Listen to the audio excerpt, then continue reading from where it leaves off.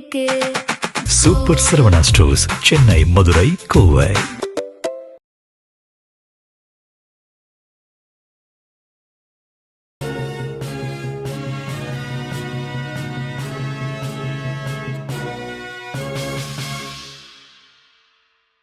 வணக்கம்.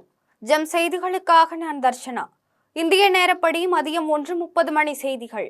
முதலில் ஜெம் தலைப்பு செய்திகளை காணலாம். கோவா கல்வி, தொழில்நுட்பம், ஸ்டார்ட் அப் மற்றும் நிலையான வளர்ச்சி ஆகியவற்றிலும் சிறந்து விளங்குகிறது.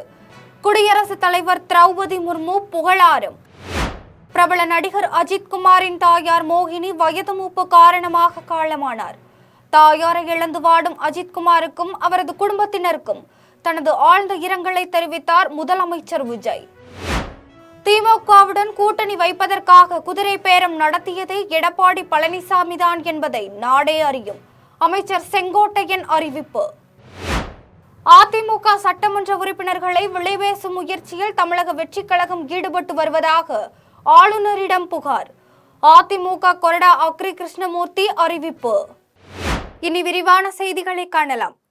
கோவா கல்வி, தொழில்நுட்பம், ஸ்டார்ட் அப் மற்றும் நிலையான வளர்ச்சி ஆகியவற்றிலும் சிறந்து விளங்குவதாக குடியரசுத் தலைவர் திரௌபதி முர்மு தெரிவித்துள்ளார். குடியரசுத் தலைவர் திரௌபதி முர்மு கோவா மாநில அந்தஸ்து நாளை முன்னிட்டு தனது சமூக வலைதள பக்கத்தில் வாழ்த்துச் செய்தி ஒன்றை வெளியிட்டுள்ளார். இதில் கோவா மாநில மக்களுக்கு தனது நெஞ்சார்ந்த வாழ்த்துக்களை தெரிவித்தார். கோவா தன் செழுமையான கலாச்சாரம் மற்றும் விருந்தோம்பலுக்கு மட்டுமின்றி கல்வி, தொழில்நுட்பம், ஸ்டார்ட் அப் மற்றும் நிலையான வளர்ச்சி ஆகியவற்றிலும் சிறந்து விளங்குவதாக கூறினார். புதுமை, சுற்றுச்சூழல் பாதுகாப்பு மற்றும் அனைவரையும் உள்ளடக்கிய வளர்ச்சி மீதான அர்ப்பணிப்புடன் வளர்ச்சியடைந்த இந்தியாவை உருவாக்குவதில் கோவா முக்கிய பங்கு வகிக்கும் என்றும் தெரிவித்தார். தமிழ் சினிமாவில் முன்னணி நடிகரான அஜித் குமாரின் தாயார் மோகினி மறைவிற்கு முதலமைச்சர் விஜய் இரங்கல் தெரிவித்துள்ளார். தமிழ் சினிமாவில் முன்னணி நடிகரான அஜித் குமாரின் தாயார் மோகினி இன்று வயது மூப்பு காரணமாக சென்னையில் காலமானார். சென்னை பாலவாக்கத்தில் உள்ள அஜித் வீட்டில் உள்ள அவரது உடலுக்கு இறுதி சடங்கு நடைபெற உள்ளது. இந்த தகவலை அறிந்த நடிகர் அஜித் உடனடியாக சென்னைக்கு புறப்பட்டார். இந்த செய்தி அஜித் ரசிகர்கள் மற்றும் திரையுலகினர் மத்தியில் பெரும் சோகத்தை ஏற்படுத்தியுள்ளது. இது தொடர்பாக முதலமைச்சர் விஜய் தனது சமூக வலைதள பக்கத்தில் அருமை நண்பர் அஜித் குமாரின் தாயார் மோகினி அம்மையாரின் மறைவு செய்தி கேட்டு மிகுந்த வேதனை அடைந்துள்ளதாக தெரிவித்தார். அவரது ஆன்மா இறைவன் திருவடியில் இளைப்பாற பிரார்த்திப்பதாக கூறினார். வாழ்வில் அனைத்து நிலைகளிலும் அரணாக இருந்து அரவணைத்த தாயாரை இழந்து வாடும் அஜித் குமாருக்கும் அவரது குடும்பத்தினருக்கும் தனது ஆழ்ந்த இரங்கலை தெரிவித்தார். திமுக தலைவர் மு.க. ஸ்டாலின் தனது சமூக வலைதள பக்கத்தில் அன்பு சகோதரர் அஜித் குமாரின் தாயார் மோகினி மணி மறைந்த செய்தி அறிந்து வேதனையடைந்ததாக தெரிவித்தார். அன்னையினை இழந்து வாடும் நடிகர் அஜித் குமார் தேற்ற தன்னிடம் வார்த்தைகள் இல்லை என்று கூறினார். அஜித் குமாரின் அவரது குடும்பத்தினருக்கும் தனது ஆழ்ந்த இரங்கலை தெரிவித்தார். அதிமுக பொதுச் செயலாளர் எடப்பாடி பழனிசாமி தனது சமூக வலைதள பக்கத்தில் திரையுலகில் முன்னணி நட்சத்திர நடிகர் அஜித் குமாரின் தாயார் மோகினி மணி அவர்கள் காலமானார் என்ற செய்தி மிகுந்த துயருற்றதாக தெரிவித்தார்.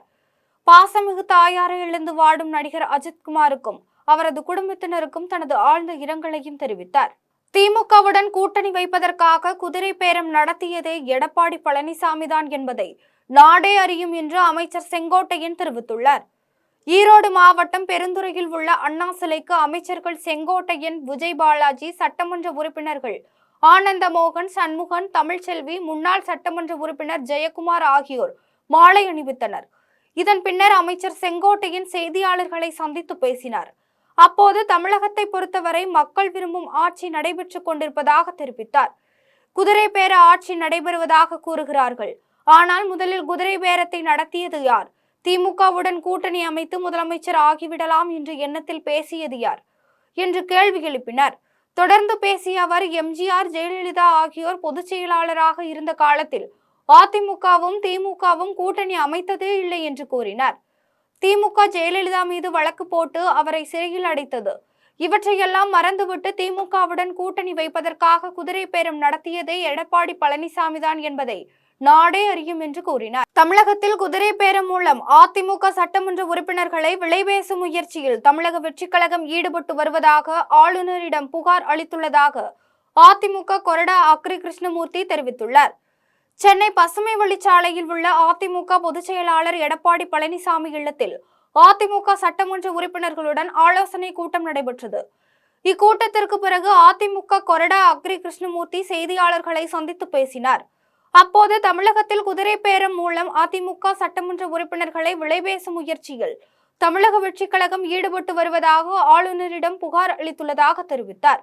அதிமுகவில் இருந்து பிரிந்து சென்றவர்கள் தலைமைச் செயலகத்தில் சந்தித்து வருவது குறித்து செய்தியாளர்கள் எழுப்பிய கேள்விக்கு பதிலளித்த அவர், அது தவறான தகவல் என்றும் தலைமைச் செயலகத்தையே முதலமைச்சர் விஜய் தங்களது கட்சி அலுவலகம் போன்று பயன்படுத்தி வருவதாகவும் அதிமுக பொதுச் செயலாளர் எடப்பாடி பழனிசாமி தனது மனுவில் குறிப்பிட்டுள்ளதாக தெரிவித்தார். இந்திய அரசியலமைப்பு சட்டத்தின் 167வது பிரிவின் கீழ் உரிய நடவடிக்கை எடுக்க வேண்டும் எனவும் வலியுறுத்தியதாக கூறினார். இந்திய அரசியல் அமைப்பு சட்டம் 167 கீழ் உரிய நடவடிக்கையை எடுக்க வேண்டும் என்று கொடுத்த புகார் மனுவினை மேதகு ஆளுநர்களை சந்தித்து நானும் மரியாதைக்குரிய நாடாளுமன்ற மேலவை உறுப்பினர் தனபால் அவர்களும் ஆளுநர் அவர்களை சந்தித்து நேரடியாக மனுவினை தந்து உரிய நடவடிக்கை எடுக்க வேண்டும் என்று வலியுறுத்திட்டு வந்துகிறோம். நன்றி, வணக்கம். தலைமைச் செயலகத்துல ஒவ்வொரு அதிமுகவிலிருந்து பிரிந்து சென்றவர்கள் எல்லாருமே தலைமைச் செயலகத்துல தான் சந்திக்கிறாங்க. அது குறித்து ஏதானும் நம்ம சொல்லியிருக்கோமா? தவறான தகவல் என்று. வளர்ச்சியடைந்த இந்தியாவை உருவாக்குவதில் கோவா முக்கிய பங்காற்ற வேண்டும் என்று பிரதமர் நரேந்திர மோடி தெரிவித்துள்ளார். பிரதமர் நரேந்திர மோடி கோவா மாநில அந்தஸ்து தினத்தையொட்டி தனது சமூக வலைதள பக்கத்தில் வாழ்த்துச் செய்தி வெளியிட்டுள்ளார். இதில் கோவா மக்களுக்கு தனது சிறப்பு வாழ்த்துக்களை தெரிவித்தார். கோவாவின் துடிப்பான கலாச்சாரம், செழுமையான பாரம்பரியம், இயற்கையின் அழகு மற்றும் அன்பான மக்கள் உலகளவில் அறியப்பட்டவர்கள் என்று கூறினார்.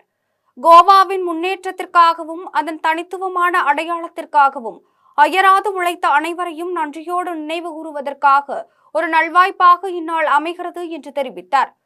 கோவா தொடர்ந்து செழித்தோங்கி வளர்ச்சியடைய இந்தியாவை உருவாக்குவதில் முக்கிய பங்காற்ற வேண்டுவதாக கூறினார். மேலும் ஒவ்வொரு கோவா மக்களின் நல்ல ஆரோக்கியத்திற்காகவும் செழுமைக்காகவும் தான் பிரார்த்திப்பதாக தெரிவித்தார்.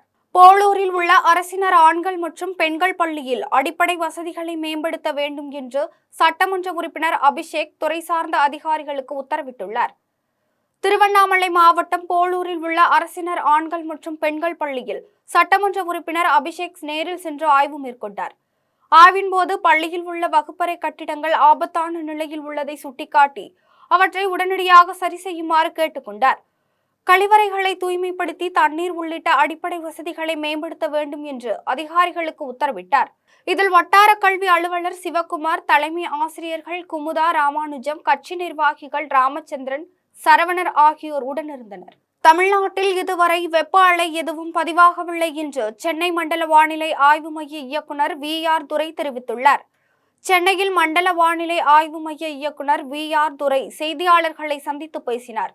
அப்போது வெப்ப அலை மற்றும் அதிகரித்து வரும் வெப்பநிலை குறித்த கேள்விக்கு பதிலளித்த அவர், இதுவரை தமிழ்நாட்டில் வெப்ப அலை எதுவும் பதிவாகவில்லை.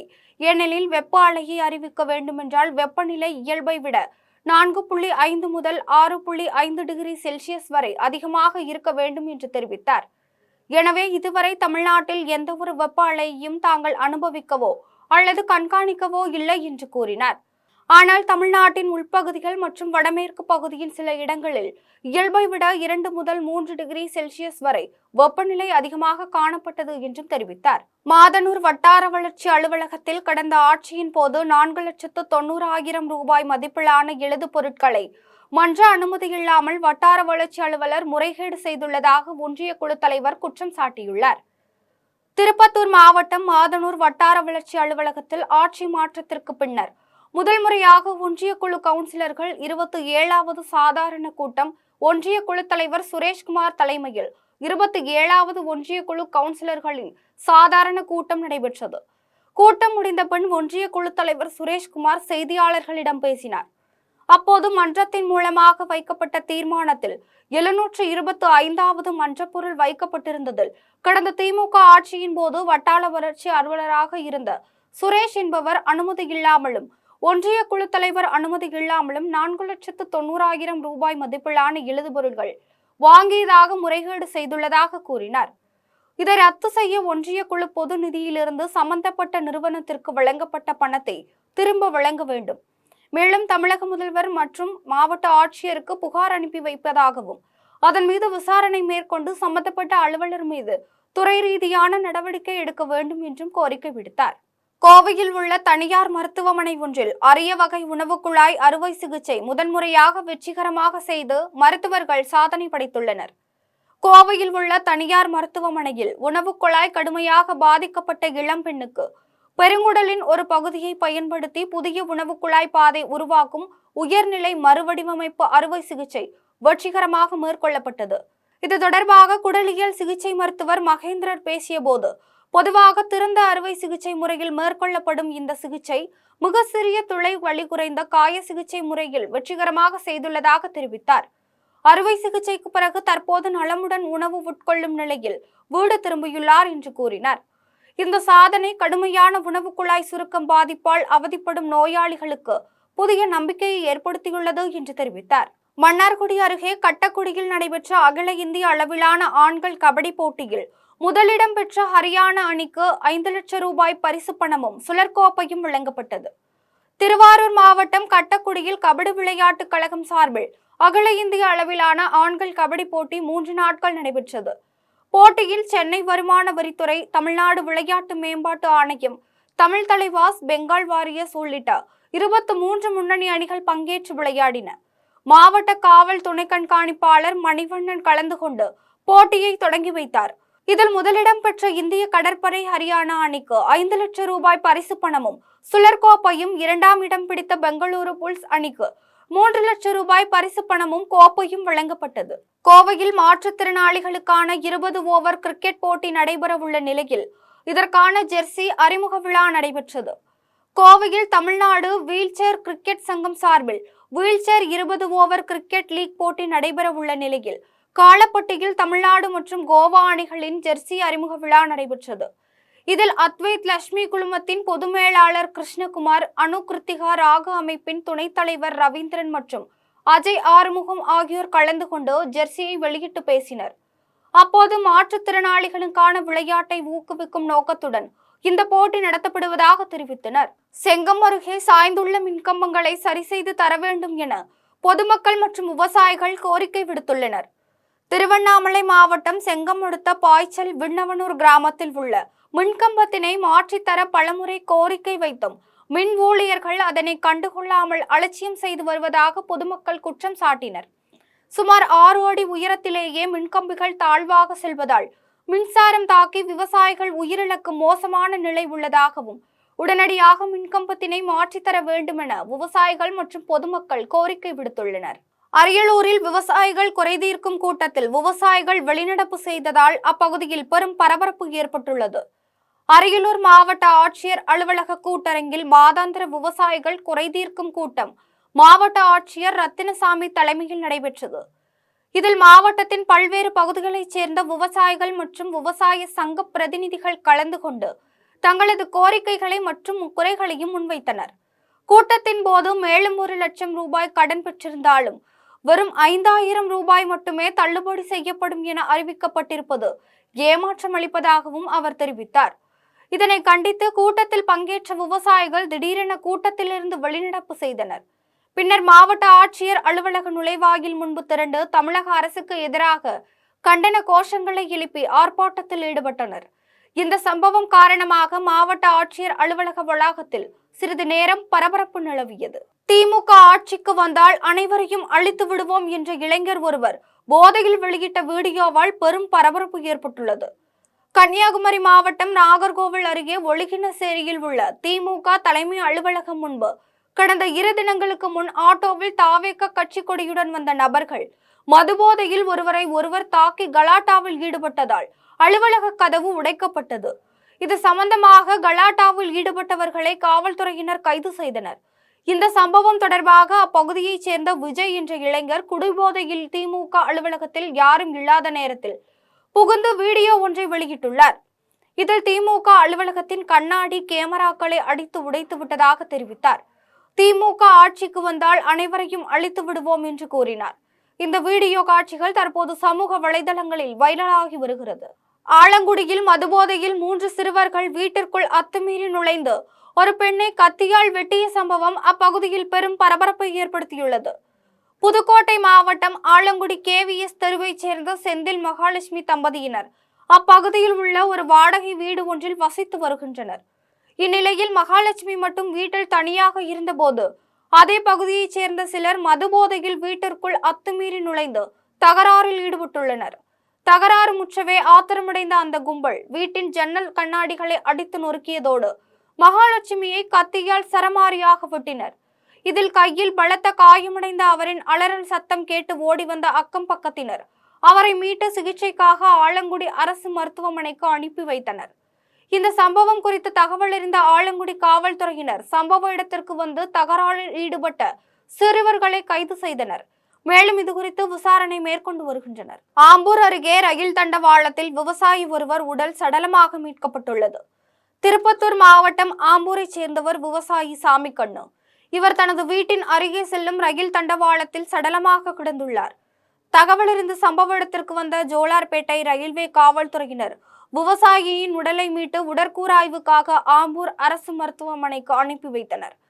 இதையடுத்து விவசாயி குடும்ப பிரச்சனை காரணமாக தன் உயிரை மாய்த்து கொண்டாரா என்பது குறித்து ஜோலார்பேட்டை ரயில்வே காவல்துறையினர் வழக்கு பதிவு செய்து விசாரணை மேற்கொண்டனர். திருவண்ணாமலை அருகே தந்தைக்கும் மகனுக்கும் இடையே ஏற்பட்ட வாக்குவாதத்தின் போது எதிர்பாராத விதமாக தன் தலையில் அம்மிக்கல்லை போட்டுக்கொண்ட மகன் சம்பவ இடத்திலேயே உயிரிழந்துள்ளார். திருவண்ணாமலை மாவட்டம் அயோத்திப்பட்டினம் பகுதியைச் சேர்ந்தவர் ஆறுமுகம். இவரது மகன் பெருமாள் தனது வீட்டில் உள்ள மாட்டை விற்பனை செய்ய வேண்டும் என கூறி தனது தந்தை ஆறுமுகத்திடம் வாக்குவாதத்தில் ஈடுபட்டு வந்துள்ளார். இந்நிலையில் வாக்குவாதம் இருவருக்கும் கைகலப்பான நிலையில் பெருமாள் மாட்டை கொன்று விடுவேன் என கூறிய அம்மிக்கல்லை தூக்கிக் கொண்டு கொலை முயற்சியில் ஈடுபட்ட போது அவரது தந்தை ஆறுமுகம் தள்ளிவிட்டதில் பெருமாள் தவறி தனது தலை மீதே கல்லை போட்டுக்கொண்டு சம்பவ இடத்திலேயே பரிதாபமாக உயிரிழந்தார். இதன் பின்னர் பெருமாளின் தந்தை ஆறுமுகம் யாருக்கும் தெரியாமல் உறவினர்களை வைத்து பெருமாள் உடல் சடங்குகளை முடித்து எரிப்பதற்கு ஆயத்தப்படுத்திய போது சம்பவ இடத்திற்கு வந்த மேல்செங்கம் காவல்துறையினர் பெருமாளின் உடலை கைப்பற்றி உடற்கூறாய்வுக்காக திருவண்ணாமலை மருத்துவமனைக்கு அனுப்பி வைத்துள்ளனர். இந்த சம்பவம் தொடர்பாக காவல்துறையினர் வழக்கு பதிவு செய்து விசாரணை மேற்கொண்டனர். காரைக்காலில் உள்ள வீரமாகாளியம்மன் ஆலயத்தில் நடைபெற்ற திருவிளக்கு பூஜையில் ஏராளமான பக்தர்கள் கலந்து கொண்டு சாமி தரிசனம் செய்தனர். புதுச்சேரி மாநிலம் காரைக்காலில் உள்ள வீரமாகாளியம்மன் ஆலயத்தில் மகோத்சவ பெருவிழாவையொட்டி திருவிளக்கு பூஜை நடைபெற்றது. முன்னதாக சுவாமிக்கு அபிஷேக ஆராதனைகள் நடைபெற்றது. தொடர்ந்து பூஜையில் ஏராளமான பெண்கள் கலந்து கொண்டு குத்துவிளக்கை மகாலட்சுமியாக நினைத்து விளக்கு பூஜை செய்தனர். இதில் ஏராளமான பக்தர்கள் கலந்து கொண்டு அம்மனை வழிபட்டனர். அரியலூர் அருகே உள்ள செல்வ விநாயகர், செல்லியம்மன், மகா காளியம்மன் மற்றும் நாச்சியார் அம்மன் உள்ளிட்ட பரிகார தெய்வ ஆலயங்களின் அஷ்டபந்தன மகா கும்பாபிஷேகம் மிகச் சிறப்பாக நடைபெற்றது. அரியலூர் மாவட்டம் பருக்கல் கிராமத்தில் உள்ள செல்வ விநாயகர், செல்லியம்மன், மகா காளியம்மன் மற்றும் நாச்சியார் அம்மன் உள்ளிட்ட பரிகார தெய்வ ஆலயங்களின் அஷ்டபந்தன மகா கும்பாபிஷேகம் மிகச் சிறப்பாக நடைபெற்றது. விழாவை முன்னிட்டு யாகசாலையில் வைத்து பூஜிக்கப்பட்ட புனித நீரை சிவாச்சாரியார்கள் கோபுர கலசங்களின் மீது ஊற்றி கும்பாபிஷேகத்தை சிறப்பாக நடத்தி வைத்தனர். இந்நிகழ்வில் ஏராளமான பக்தர்கள் கலந்து கொண்டு சுவாமி தரிசனம் செய்தனர். சோமமங்கலத்தில் உள்ள சோமநாதீஸ்வரர் கோவிலில் மகா கும்பாபிஷேக விழா மிக விமர்சையாக நடைபெற்றது. காஞ்சிபுரம் மாவட்டம் சோமமங்கலத்தில் உள்ள சோமநாதீஸ்வரர் கோவிலில் மகா கும்பாபிஷேகம் விழா மிகச் சிறப்பாக நடைபெற்றது. இதில் கோவில் செயல் அலுவலர் கார்த்திகேயன் தலைமை வகித்தார். இந்நிகழ்வில் வெளிநாடு வாழ் தமிழர் நலத்துறை அமைச்சர் தென்னரசு மற்றும் சோமமங்கலம் சுற்றுவட்டார பகுதிகளைச் சேர்ந்த 1000க்கும் மேற்பட்ட பக்தர்கள் பங்கேற்று சுவாமி தரிசனம் செய்தனர். கீரனூரில் அமைந்துள்ள உத்தமநாத சுவாமி உடனுரை பிரகதாம்பாள் திருக்கோவிலின் தேரோட்ட விழா வெகு விமர்சையாக நடைபெற்றது. புதுக்கோட்டை மாவட்டம் கீரனூரில் அமைந்துள்ள உத்தமநாத சுவாமி உடனுரை பிரகதாம்பாள் திருக்கோவிலின் தேரோட்டம் நடைபெற்றது. தேரோட்டத்தை தமிழ்நாடு தொழிலாளர் நலன் மற்றும் திறன் மேம்பாட்டுத்துறை அமைச்சர் முகமது பர்வேஷ், மாவட்ட ஆட்சியர் அருணா ஆகியோர் கொடியசைத்து வடம் பிடித்து இழுத்து தொடங்கி வைத்தனர். அதன் பின்னர் சுற்றுவட்டார கிராமங்களைச் சேர்ந்த திரளான பொதுமக்கள் தேரை வடம் பிடித்து இழுத்து வழிபாடு செய்தனர். தேரோட்டத்தில் மேளதாள வாத்தியங்களுடன் மானாட்டம், மயிலாட்டம், பொய்க்கால் குதிரை, கட்டைக்கால் ஆட்டம், கோலாட்டம் உள்ளிட்ட கலை நிகழ்ச்சிகள் நடைபெற்றது. வீதிகளின் வழியாக சென்ற தேர் மீண்டும் கோவில் நிலையை வந்தடைந்தது. தாம்பரம் அருகே கூலி தொழிலாளியை கடுமையாக தாக்கும் தமிழக வெற்றிக் கழகத்தின் நிர்வாகியின் வீடியோ வெளியாகி பெரும் அதிர்ச்சியை ஏற்படுத்தியுள்ளது. செங்கல்பட்டு மாவட்டம் பீர்க்கங்கரணை அருகே அடுக்குமாடி கட்டிடம் ஒன்று உடைக்கப்பட்டு அதற்கு செங்கற்கள் ஜல்லி உள்ளிட்டவைகளை லாரிகளில் விற்பனைக்காக ஏற்றி வந்தனர். அப்போது அந்த பகுதிக்கு வந்த தமிழக வெற்றி கழகத்தின் செங்கல்பட்டு வடமேற்கு மாவட்ட தொண்டரணி அமைப்பாளர் ஜெயகிருஷ்ணன் கட்டிடம் உடைத்துக் கொண்டிருந்த கிரேன் இயந்திரத்தை இயக்கும் கூலி தொழிலாளர்களிடம் தனக்கு ஒரு லாரி முழுவதும் இலவசமாக செங்கல் சல்லி உடைக்கப்பட்ட ரப்பீஸ் வேண்டும் என்று கூறி மிரட்டியுள்ளார். அப்போது கிரேன் இயந்திர ஓட்டுநர் இதை பற்றி தனக்கு தெரியாது என்றும் கட்டிட உரிமையாளரிடம் பேசிக் கொள்ளுமாறு கூறியுள்ளார். உடனடியாக கோபமடைந்த ஜெயகிருஷ்ணன் தனது தாவிக கட்சியின் ஆட்களை வரவழைத்து கிரேன் ஓட்டுநர் மற்றும் கட்டிடத்தின் உரிமையாளரையும் சரமாரியாக தாக்கியுள்ளார். அப்போது அவர் என் ஊர்ல இருந்துட்டு எனக்கே நீ லோடு தர மாட்டியா என்று கூறி மிரட்டி கொலை வெறி தாக்குதல் நடத்தும் வீடியோ காட்சிகள் வெளியாகியுள்ளதால் பெரும் பரபரப்பு ஏற்பட்டுள்ளது. இதுகுறித்து தாவேக கட்சி நிர்வாகி நடவடிக்கை எடுக்க வேண்டும் என பொதுமக்கள் மத்தியில் கோரிக்கை எழுந்துள்ளது. தஞ்சை அருகே தொல்காப்பியர் சதுக்கம் பகுதியில் செயல்பட்டு வரும் அரசு மதுபான கடைகளை மூட வலியுறுத்தி வணிகர்கள் முழுமையான கடையடைப்பு போராட்டத்தில் ஈடுபட்டுள்ளனர். தஞ்சை மாவட்டம் தொல்காப்பியர் சதுக்கம் பகுதியில் செயல்பட்டு வரும் அரசு மதுபான கடைகளை மூட வலியுறுத்தி வணிகர்கள் முழுமையாக கடைகளை அடைத்து போராட்டத்தில் ஈடுபட்டுள்ளனர். இந்த கடையில் மது அருந்திவிட்டு மது பிரியர்களின் அட்டகாசத்தால் பெண் பயணிகள், பள்ளி கல்லூரிகளுக்கு செல்லும் மாணவிகள், குடியிருப்பு வாசிகள், வணிகர்கள் பெரிய அவதிக்குள்ளாகி வருவதாக குற்றம் சாட்டியுள்ளனர். தமிழக அரசு இந்த கடையை அகற்றாவிட்டால் சாலை மறியல் மற்றும் பூட்டு போடும் போராட்டத்தில் ஈடுபட போவதாக வணிகர்கள் எச்சரித்துள்ளனர். தொல்காப்பியர் சதுக்கங்கிறது தஞ்சாவூரோட ஒரு பட்டுக்கோட்டை மன்னார்குடி, நீடாம, திருவாரூர் இதெல்லாம் ஒருங்கிணைக்கக்கூடிய இது ஒரு ஜங்ஷன். இந்த இடத்துல பார்த்தீங்கன்னா 2 டாஸ்மாக் கடைகள் இருக்குது. அதில் ஒன்று பார்த்தீங்கன்னா ரவுண்டான பக்கத்துலேயே இருக்கிறதுனால ரெகுலராக பார்த்தீங்கன்னா டிராஃபிக் ஆகுது. அதில் மக்கள் நடந்து போகிறதுக்கு அச்சமாகுது. குடிக்கிறவங்க வந்து ரோட்லேயே பைக்கெல்லாம் நிப்பாட்டி வச்சுக்கிட்டு ரோட்லேயே சண்டை போட்டுக்கிறாங்க. டிராஃபிக்கும் அதிகமாகிட்டு இருக்குது. பக்கத்தில் பள்ளி ஒரு 100 மீட்டருக்குள்ளே பள்ளி இருக்குது. அது கிட்டத்தட்ட ஒரு 10 ஆண்டு காலமாக போராடி இருக்கோம். அரசு உடனடியாக நடவடிக்கை எடுத்து இந்த கடையை அகற்ற வேண்டும் என்று எங்களோட கோரிக்கையாக இங்கே இருக்கிற வணிகர்கள் மற்றும் இங்கே பகுதியில் இருக்கிற பொதுமக்கள். ஓமலூர் அருகே சேதமடைந்து குண்டும் குழியுமாக காணப்படும் சாலையை உடனடியாக சீரமைக்க வேண்டும் என்று அப்பகுதி பொதுமக்கள் கோரிக்கை விடுத்துள்ளனர்.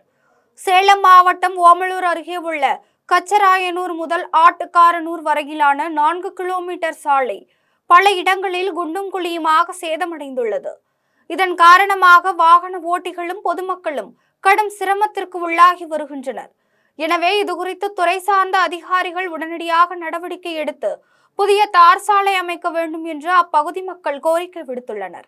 தென்காசி அருகே முகமூடி அணிந்து வந்த மர்ம நபர்கள் நடந்து சென்றவர்களை திடீரென அரிவாளால் சரமாரியாக வெட்டிய சம்பவம் அப்பகுதியில் பெரும் பரபரப்பை ஏற்படுத்தியுள்ளது. தென்காசி மாவட்டம் ஆலங்குளம் அருகே நெட்டூர் கிராமத்தில் முகமூடி அணிந்து வந்த மர்ம நபர்கள் அப்பகுதியில் நடந்து சென்றவர்களை திடீரென அரிவாளால் சரமாரியாக வெட்டினர்.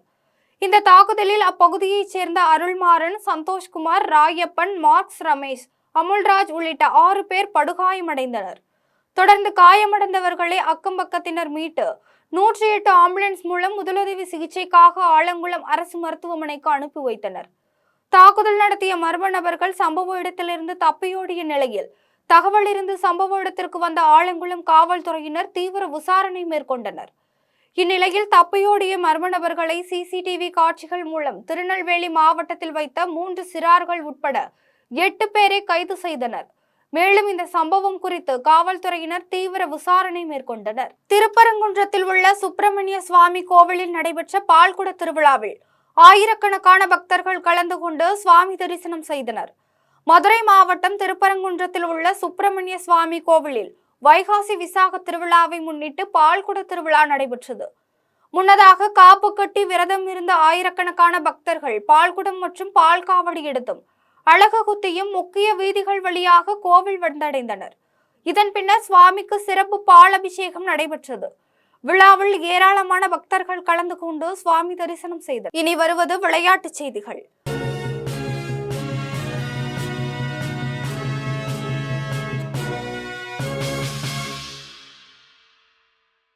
பிரெஞ்சு ஓபன் டென்னிஸ் தொடரின் 3வது சுற்று போட்டியில் ஆண்ட்ரே ரூப்லவ் வெற்றி பெற்று 4வது சுற்றுக்கு முன்னேறியுள்ளார். பிரான்சின் பாரிஸ் நகரில் பிரெஞ்சு ஓபன் டென்னிஸ் தொடரின் ஆண்கள் ஒற்றையர் பிரிவின் 3வது சுற்று போட்டி நடைபெற்றது. இந்த போட்டியில் ரஷ்யாவின் ஆண்ட்ரே ரூப்லவ் போர்ச்சுகலின் நியூனோ போர்ஜஸ் உடன் மோதினார். இதில் சிறப்பாக விளையாடிய ரூப்லவ் 3-0 என்ற செட் கணக்கில் போர்ஜஸை வீழ்த்தி வெற்றி பெற்றார். இதன் மூலம் ஆண்ட்ரே ரூப்லவ் 4வது சுற்றுக்கு முன்னேறினார். இனி வருவது தங்கம் மற்றும் வெள்ளி விலை நிலவரம்.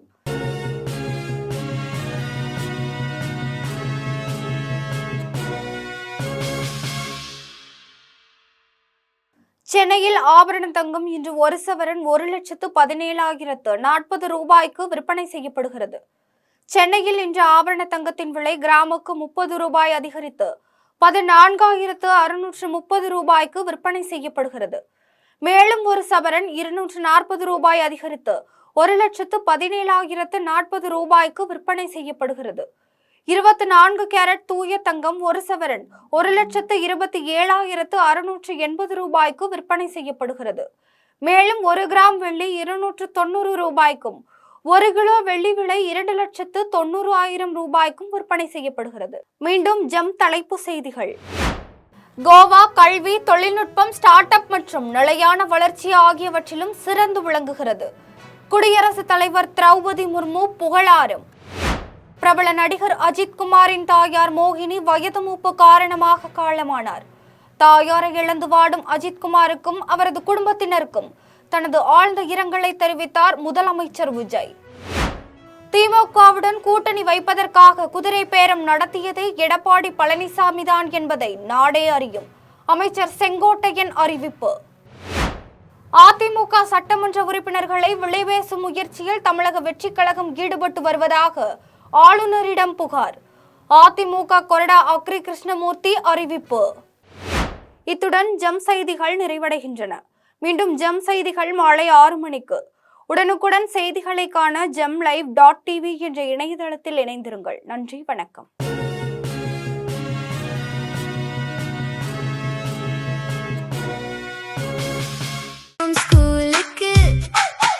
எல்லாமே இங்கிருக்கு. Super Saravana stores, Chennai, Madurai, Kovai.